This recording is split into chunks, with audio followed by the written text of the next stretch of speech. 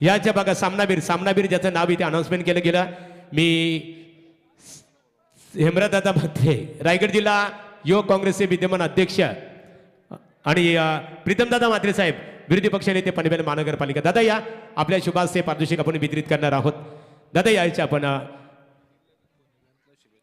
आणि सन्माननीय प्रीतमदादा म्हात्रे साहेब, विरोधी पक्ष नेते पनवेल महानगरपालिका, त्यांच्या समवेत रायगड जिल्हा युवक काँग्रेसचे विद्यमान अध्यक्ष आहे. मग वारकरी संप्रदायाचा कार्यक्रम असो किंवा क्रिकेटचा, मदन मते, सरपंच कानपोली, सचिन तांडेल, माजी सरपंच पालेबुद्रुक, देवदादा पाटील, कृषी उत्पन्न बाजार समितीचे विद्यमान संचालक, या सर्व मान्यवरांच्या शुभ हस्ते प्रदीप पालेश्वरी, दमदार क्रिकेटर, खऱ्या अर्थाने त्याचा गौरवविधी केला जात आहे.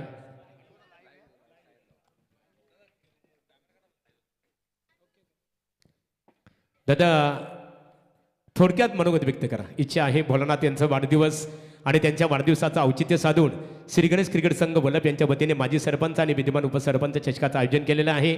दादांच्या वतीने आज ते उशिरा आले. शुभेच्छा जरी उशिरा असल्या तर शुभेच्छा मात्र त्यांच्या समवेत सातत्याने असतात. मनपूर्वक आणि सन्माननीय पनवेल महानगरपालिकेचे विरोधी पक्षनेते प्रीतमदादा म्हात्रे साहेब आपलं मनोगत व्यक्त करावं. आणि मनोगत व्यक्त करत असताना माजी सरपंच अर्थात भोलानाथ शेठ पाटील यांची सौभाग्यवती जयमालाताई पाटील यांच्या नावाची क्रिकेट स्पर्धा आहे. या स्पर्धेच्या माध्यमातून उपस्थित खेळाडू आणि सर्व आपले क्रिकेट रसिकांना आपण थोडक्यात मार्गदर्शन करावं. थोडक्यातच बोलले तो. श्री गणेश क्रिकेट संघ वल्लभ आणि सरपंच आणि उपसरपंच चषक, खरोखर आज भोलेनाथजींचा वाढदिवस आणि त्यांच्या मिसेसच्या नावाने उपसरपंच चषक, माजी सरपंच चषक, उपसरपंच चषक. पण आता त्यांचा वाढदिवस, ते उपसरपंच, परत बायको, म्हणजे त्रिवेणी संगम त्यांनी घडून आणला. एकदा जोरदार टाळ्या त्यांच्यासाठी झाल्या पाहिजेत.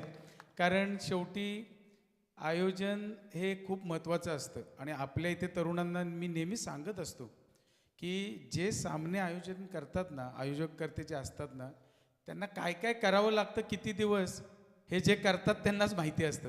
नाही तर आजकाल काय झालं आहे, पावत्या गोळा करा आणि मग नंतर पार्ट्या करा, असं खूप या क्रिकेटमध्ये आपल्या पनवेल उरणमध्ये जास्त बदनामीचं हे झालं. परंतु मला एक सांगायचं आहे की शेवटी आयोजन करतेच नसते तर आपल्यासाठी सामने कोणी भरवले असते. नावं ठेवायला सोपी असतात, परंतु जे करतात त्यांनाच माहिती असतं. मी मुद्दामून सांगितलं कारण शेवटी जर आयोजन केलं नाही तर हे खेळाडू आपले पुढे कसे घडणार, त्यांच्यासाठी कोण सामने भरवणार आणि ते पुढे कसे जाणार.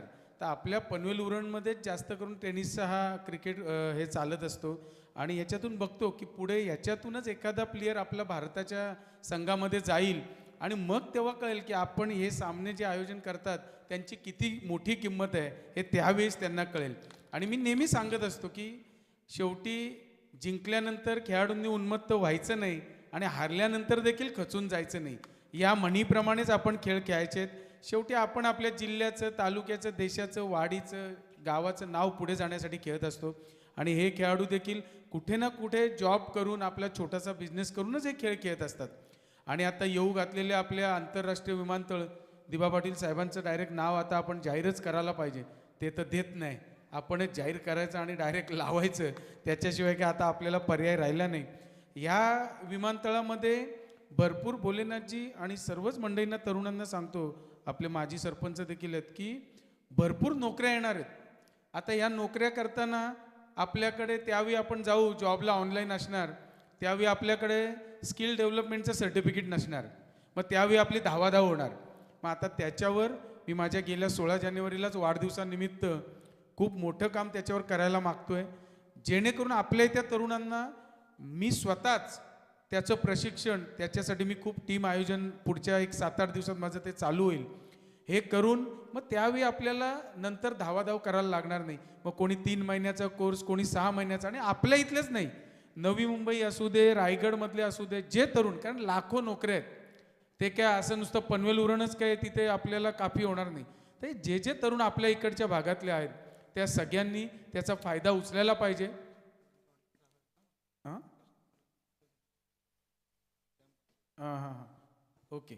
आणि मग कसं आहे की ह्या गोष्टी सगळ्या आपण लक्षात घेतल्या पाहिजे. कारण तरुणांनी खेळ खेळत असताना शेवटी आपलं घर, आपलं कुटुंब कसं चालेल याकडे देखील लक्ष देण्याचं काम आहे.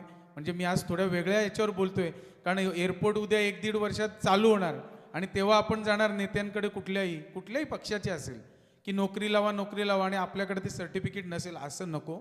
तर आपण सगळे मिळून हे काम केलं पाहिजे, कारण नोकरी एकदाच मिळणार आहे, काम करण्याची संधी देखील एकदाच मिळणार आहे. मग तुमचे मुलंबाळं असतील, आमचे असतील किंवा अजून कोणाचे असतील किंवा इतर परप्रांतीयांचे असतील जे आपल्या इथे कायम राहत आहेत, त्यांना देखील नोकऱ्या हव्या असतील, तर सगळे आपण मिळून हे काम केलं पाहिजे असं मला वाटतं. काशीनाथ पाटील साहेबांचा देखील आत्ताच वाढदिवस झाला. ते थोडे आत्ता आहेत, त्यांची तब्येत थोडी खराब, वाढदिवसाला दिवसभर उभे राहिले तरी आम्ही सांगतोय की तुम्ही थोडा आराम करा, परंतु ठीक आहे, ते आता होतील लवकरच बरे. थोडं त्यांना ॲसिडिटीचा त्रास झाला आहे, नक्कीच ते त्याच्यातून बाहेर निघतील ही देखील मी परमेश्वरचरणी प्रार्थना करतो. आणि शेवटी इथे आलो की आम्हाला त्यांची आठवण होतेच, आम्ही नंतरची फळी, पहिले ते आमचे उच्चस्थानी आहेत. तर अशा या ठिकाणी मॅचेसला येताना खूप आनंद होता. आत्ताच मी बोललो ग्राउंड तर एकदम किती छान, एकदम म्हणजे गोल सर्कल, जसा काय टेनिसचा बॉलच आहे असा ग्राउंड दिसतोय. हां, मिनी वानखेडे नाव आहे, ते तर पडणारच ना, ते दिसतंयच तसं ना, फक्त गवत थोडं वाढलं की मिनी वानखेडे ना ओरिजिनल वानखेडेच दिसेल, काय त्याच्यात तिळ मात्र शंकर. तर अशा या मॅचेसना आपण आम्हाला बोलावून मान सन्मान दिलात त्याबद्दल देखील धन्यवाद देतो. आणि भोलेनाथजी, तुम्ही देखील अशीच सेवा करत राहा. हे आत्ता मी गुणगाण खूप ऐकतो, तुमचं गाणं देखील छान झालंय तुमचं, त्या गाण्याप्रमाणेच तुम्ही करताय, अजून देखील काम करण्यासाठी तुम्हाला मनापासून शुभेच्छा देतो आणि पुन्हा एकदा वाढदिवसाच्या शुभेच्छा देऊन थांबतो. नमस्कार. धन्यवाद. आदरणीय पनवेल महानगरपालिकेचे विरोधी पक्षनेते प्रीतमदादा म्हात्रे साहेबांनी आपला मौलिक विचार खऱ्या अर्थाने ते आपल्यासमोर मांडले, त्याबद्दल तुमचं पुन्हा एकदा आम्ही श्री गणेश क्रिकेट संघ वल्लभ यांच्या वतीने आभार व्यक्त करतो. सामन्याला सुरुवात करूया.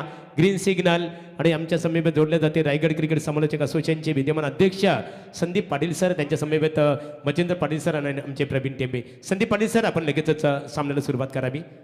आणि या स्पर्धेतून सांगता